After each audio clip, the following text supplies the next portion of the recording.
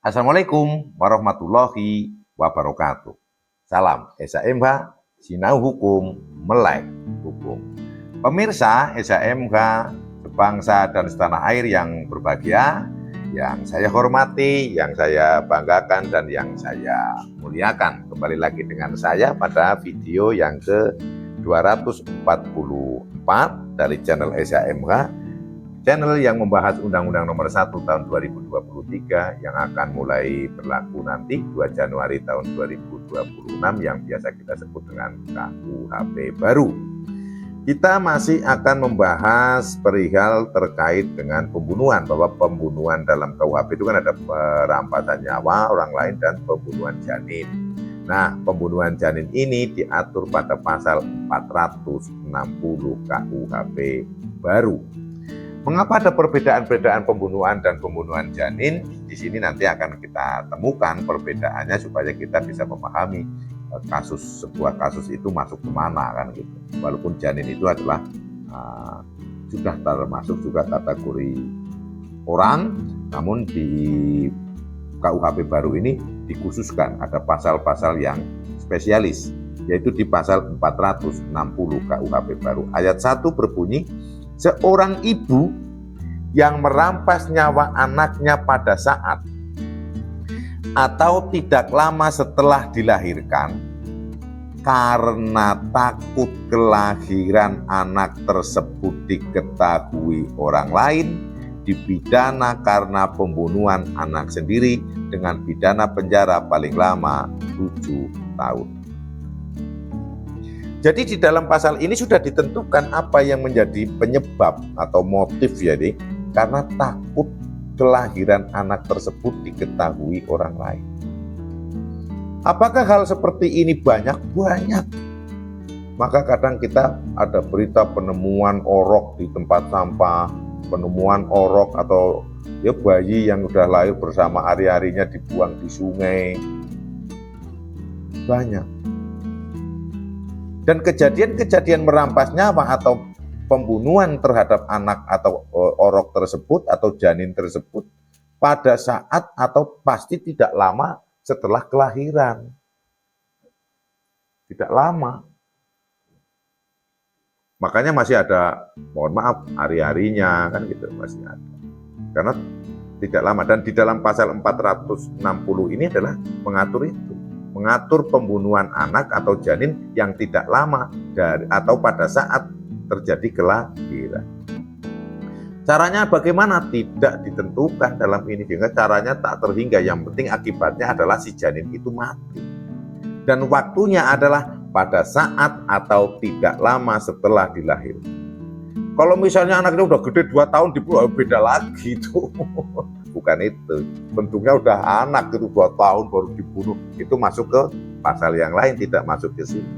Dan motifnya adalah karena takut kelahiran anak tersebut diketahui oleh orang lain. Takutnya kenapa? Ya bisa jadi takut sama empaknya, takut sama bapaknya atau keluarganya karena dia ngakunya kuliah, ternyata malah jual, mohon maaf kan.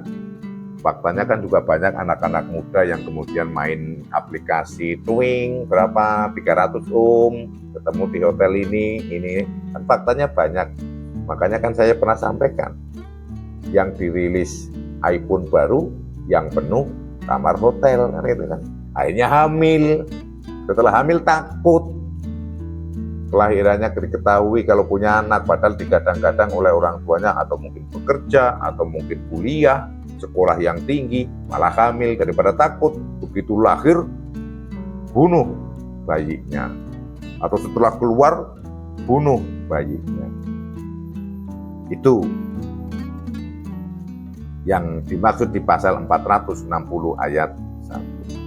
Kemudian kalau di pasal 459, 458 kok ancamannya tinggi seumur hidup, padahal ini kan juga membunuh juga.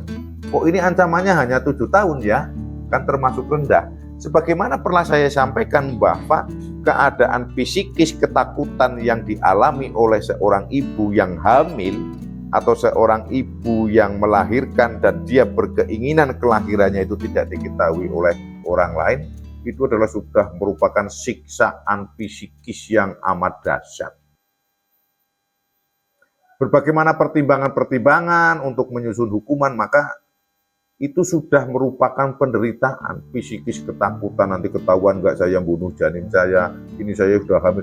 Ketakutan yang dirasakan oleh yang bersangkutan oleh seorang ibu ini setiap hari bahkan seumur hidupnya, itu bisa dianggap sebagai hukuman tersendiri, maka ancaman hukuman fisik atau hukuman penjaranya itu adalah hanya 7 tahun.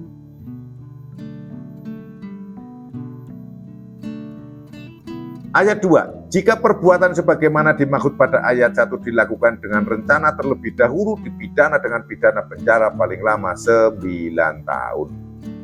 Direncana sejak dia masih di kandungan, pokoknya besok ini kalau lahir langsung saya bunuh. Nah, sejak di dalam kandungan sudah direncanakan. Nah, itu ancaman hukumannya 9 tahun.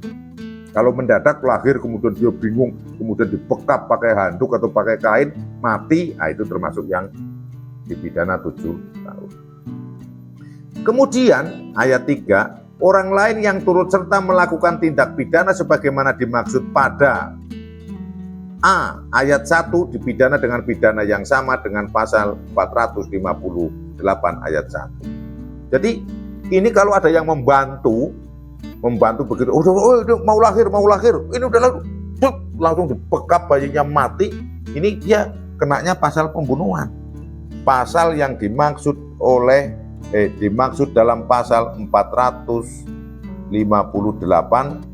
ayat 1 dengan ancaman hukumannya 15 tahun.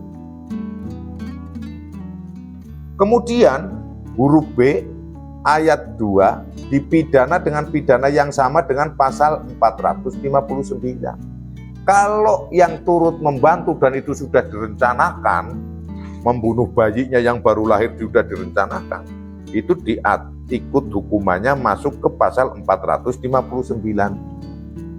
Misalnya ibunya ngomong, ini besok minta dibantu ya, saya takut banget kalau lahir nanti ketahuan, pokoknya nanti kalau lahir kamu harus siaga, begitu nanti lahir langsung dibunuh saja janinnya, biar saya nggak ketahuan kalau melahirkan. Misalnya kan, itu diomongkan begitu 2 bulan sebelum, atau 2 minggu sebelum, atau 3 hari sebelum. Akhirnya yang diminta bantu ini siaga, wah ini udah mau lahir ini, begitu lahir dibunuh si janinnya ini kena yang sama dengan pembunuhan berencana. Masuk ke pasal 459, pembunuhan setiap orang yang dengan rencana terlebih dahulu merampas nyawa orang lain dipidana karena pembunuhan berencana dengan pidana mati atau pidana penjara seumur hidup atau pidana penjara paling lama 2 tahun. Nah, ini kan ada sesuatu yang perlu dianalisa. Kalau ibunya sendiri melakukan itu 7 tahun, kalau yang diminta bantuan itu malah kena 15 tahun, kemudian kalau ibunya yang merencanakan kenanya 9 tahun, namun kalau orang yang turut membantu merencanakan dan membunuh itu malah justru kena hukuman pidana penjara seumur hidup atau mati, atau paling singkat 20 tahun. Nah, ada perbedaan ini, itu tadi kan ya tidak logis. Kalau orang yang waras itu kemudian disuruh mau bantu membunuh kok mau gitu kan, tidak logis. Oh besok mau, jadi apa ya? Ya tidak logis saja, karena tidak logisannya itu yang semestinya justru mencegah, jangan dibunuh, udah dilahirkan biasa, nanti bisa dibesarkan, ngomong saja ke orang tuanya karena sudah memang lahir, bisa dibesarkan, dirawat, atau dititipkan di panti asuhan, atau bagaimana caranya supaya tidak terjadi pembunuhan. Kan mestinya menyarankan begitu, bukan malah ikut merencanakan dibekap nanti pakai kain. Tenang saja, saya sudah menyiapkan kainnya, menyiapkan handuk. Itu kan kacau. Nah, karena pola-pola yang berseberangan dengan logika, dengan moral, itulah malah justru yang membantu ini tetap lebih besar hukumannya. Dan yang ibunya sendiri tidak lebih besar hukumannya karena pasti akan tersiksa secara psikologis sepanjang hidupnya, dan itu sudah dianggap sebagai hukuman tersendiri. Itu untuk pasal 460 KUHP baru. Saya ulangi lagi biar lebih jelas. Setiap seorang ibu yang merampas nyawa anaknya pada saat atau tidak lama setelah dilahirkan karena takut kelahiran anak tersebut diketahui orang lain dipidana karena pembunuhan anak sendiri dengan pidana penjara paling lama 7 tahun.